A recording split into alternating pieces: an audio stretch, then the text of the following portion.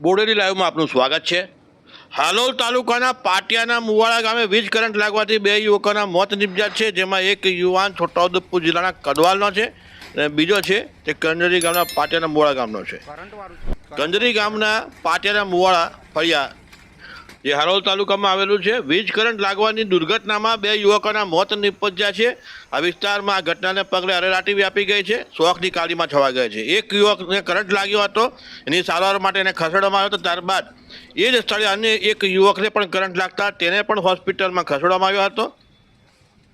જો કે સારવાર દરમિયાન બંને યુવાનોના મોત નિપજ્યા હતા। મૃતકોમાં ભીખાપુરા નજીક આવેલા કદવાલ ગામનો વિજય રણછોડભાઈ બારિયા અને મુવાડા ગામનો રહેવાસી રાકેશ રમણભાઈ રાઠવા સામેલ છે।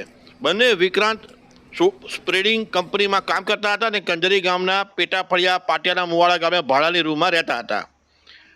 રાત્રિ શિફ્ટ પૂર્ણ કર્યા પછી બંને યુવાનો પોતાના રૂમ પર પરત ફર્યા હતા।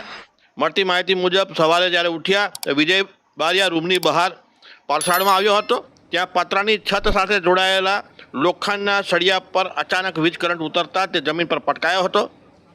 આસપાસના યુવાનોએ તેને ચક્કર આવ્યા હોવાથી પડી ગયો હોવાનું માની 108 એમ્બ્યુલન્સ મારફતે સારવાર માટે હાલોલ સબ ડિસ્ટ્રિક્ટ હોસ્પિટલ ખાતે ખસેડ્યો હતો। તે દરમિયાન એ જ સ્થળે રહેલા અન્ય યુવક રાકેશ રાઠવાને પણ લોખંડના સળિયા સાથે સંપર્ક થતાં વીજ કરંટ લાગ્યો હતો, તેને પણ તાત્કાલિક સારવાર માટે હોસ્પિટલ લઈ જવામાં આવ્યો હતો।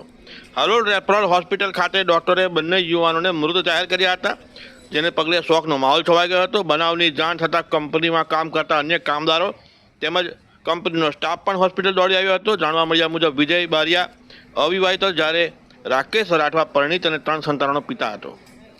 બનાવ બાદ બંનેના પરિજનો પણ હાલોલ સરકારી હોસ્પિટલ ખાતે પહોંચી ગયા હતા।